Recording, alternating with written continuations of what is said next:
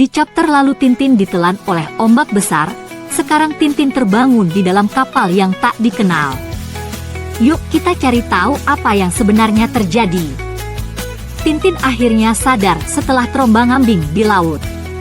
Ia terbangun di sebuah ruangan kayu yang tampak seperti bagian dalam kapal. Snowy langsung menyapanya dengan penuh kegembiraan tampak lega karena tuannya telah siuman. Tintin yang masih kebingungan bertanya di mana dirinya berada. Ia tampak masih belum menyadari apa yang sebenarnya telah terjadi setelah ombak besar menghantamnya. Tintin mulai mengingat kejadian sebelum ia pingsan. Ia berkata kepada Snowy, "Oh, saya ingat kita dihantam ombak raksasa, hanya itu." Tintin kemudian keluar dari ruangan dan bertemu dengan seorang pria yang tampaknya adalah kapten kapal. Kapten tersebut menyapanya dengan ramah bahkan bercanda dengan memanggilnya Hang Tuah, merujuk pada seorang pelaut legendaris dari sejarah Melayu. Tintin yang masih penasaran bertanya bagaimana dirinya bisa sampai di kapal ini. Ia tampak ingin tahu siapa yang telah menyelamatkannya dari maut di tengah lautan. Dengan santai kapten kapal menjelaskan bahwa mereka kebetulan melewati lokasi di mana Tintin tenggelam untuk ketiga kalinya. Mendengar itu Tintin terkejut dan menyadari bahwa dirinya nyaris kehilangan nyawa jika kapal ini tidak datang di saat yang tepat. Dengan penuh rasa syukur ia menyadari bahwa kapten ini telah menyelamatkan nyawanya. Kapten kapal kemudian bercanda lagi dengan mengatakan bahwa ia heran mengapa Tintin nekat naik peti mati di Laut Merah. Mendengar hal itu Tintin merasa sama herannya dan berkata bahwa ia sendiri juga ingin tahu bagaimana ia bisa berakhir dalam situasi seperti ini. Percakapan ini menunjukkan bahwa masih ada misteri yang harus dipecahkan dalam petualangan mereka. Kapten kapal kemudian memperkenalkan salah satu penumpangnya, seorang pria bernama Senhor Oliveira da Figueira dari Lisabon. Pria ini tampak ramah dan menyapa Tintin dengan sopan. Tintin pun membalas salamnya dengan ramah meskipun ia masih belum sepenuhnya mengerti apa yang sedang terjadi. Senhor Oliveira yang ternyata adalah seorang pedagang segera mencoba menawarkan barang dagangannya kepada Tintin. Ia dengan penuh semangat mengatakan bahwa ia bisa memenuhi semua kebutuhan Tintin dengan harga yang terjamin murah. Tintin tampak sedikit terkejut dengan pendekatan pria ini yang begitu agresif dalam berdagang. Tanpa menunggu jawaban dari Tintin, Senhor Oliveira langsung menunjukkan beberapa barang dagangannya. Ia menawarkan dasi-dasi dengan kualitas halus seolah yakin bahwa Tintin akan tertarik untuk membelinya. Tintin terlihat mendengarkan dengan sabar meskipun ia tampak tidak terlalu berminat dengan barang-barang yang ditawarkan. Senhor Oliveira semakin bersemangat dalam menawarkan dagangannya. Ia bahkan mencoba meyakinkan Tintin bahwa warna dasi yang ditawarkannya sangat cocok dengan mata Tintin. Dengan gaya bicara yang penuh keyakinan ia berusaha membuat Tintin tertarik untuk membeli produknya. Tidak hanya dasi, Senhor Oliveira juga menawarkan barang lain yang lebih unik, yaitu pedang baja Toledo. Ia mengangkat pedang itu dengan penuh semangat seolah-olah menunjukkan bahwa barang dagangannya memiliki kualitas terbaik. Tintin tampak semakin bingung dengan cara berdagang pria ini yang begitu agresif. Senhor Oliveira terus saja menawarkan berbagai barang dagangannya. Kali ini ia menawarkan jam sikat gigi, pena, hingga gunting. Ia tampaknya tidak akan berhenti sampai ada pembeli yang tertarik dengan barang-barangnya.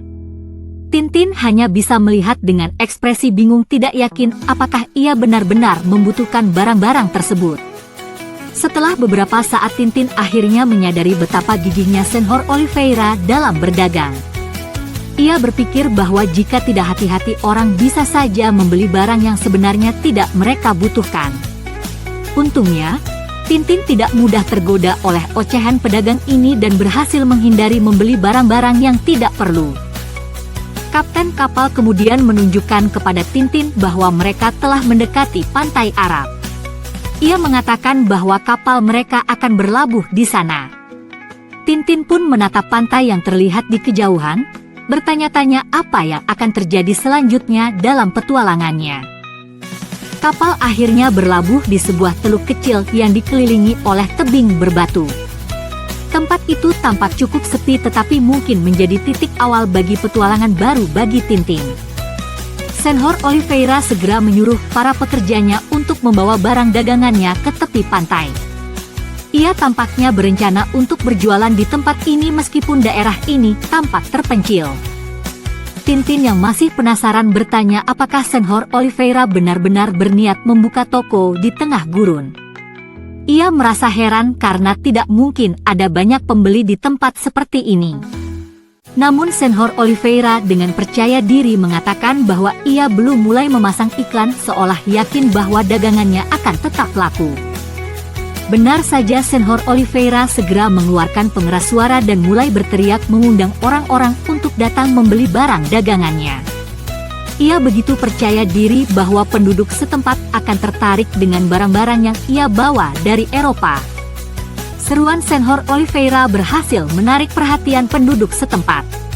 Mereka tampak tertarik dengan barang-barang yang ditawarkan dan mulai berdatangan ke tempat penjualannya. Mereka mulai berdatangan dengan penuh rasa ingin tahu. Ayolah, pangeran-pangeran gurun. Jangan tunggu lama-lama. Oliveira Figueira menunggu Anda, serunya. Senhor Oliveira mulai menawarkan topi kepada pembeli. Lihat topi ini tuan-tuan. Cocok untuk seorang raja. Model paling baru untuk tuan. Para pembeli tampaknya tertarik dengan barang dagangannya. Sementara itu di tempat lain seorang pria mengenakan pakaian tradisional Timur Tengah terlihat mendorong kereta bayi yang tampaknya berisi barang-barang dagangan yang baru dibeli dari Senhor Oliveira. Dengan penuh semangat ia berkata, "Istriku pasti senang." Setelah beberapa saat Senhor Oliveira tampak sangat gembira saat berbicara dengan Tintin. Ia berkata, "Nah, semua terjual habis. Ini baru dagang. Dan mereka akan kembali lagi." Tintin tampak mendengarkan dengan penuh perhatian sementara Snowy berdiri di sampingnya. Tiba-tiba suasana berubah ketika seseorang berteriak dalam bahasa asing. Senhor Oliveira yang sedang berbicara dengan Tintin tampak terkejut dan sebuah benda melayang di udara. Tintin pun tampak kaget dengan situasi yang terjadi secara tiba-tiba ini. Seorang pria berpakaian tradisional tampak marah dan berteriak kepada Tintin, "Anjing! Kau jual kue ini padaku.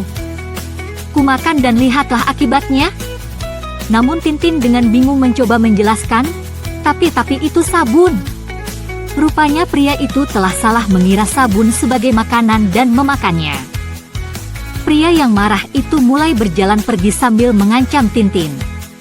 Ia berkata, "Sebelum bulan muda terbit majikanku Sheikh Patrash Pasha akan menghukummu." Sementara itu Snowy tampak bingung dengan balon-balon sabun yang keluar dari pria itu. Di akhir cerita ini Tintin terjadi kesalahpahaman dengan pria yang memakan sabun. Dan dia berencana melaporkan pada tuannya. Yuk kita teruskan ceritanya di chapter selanjutnya.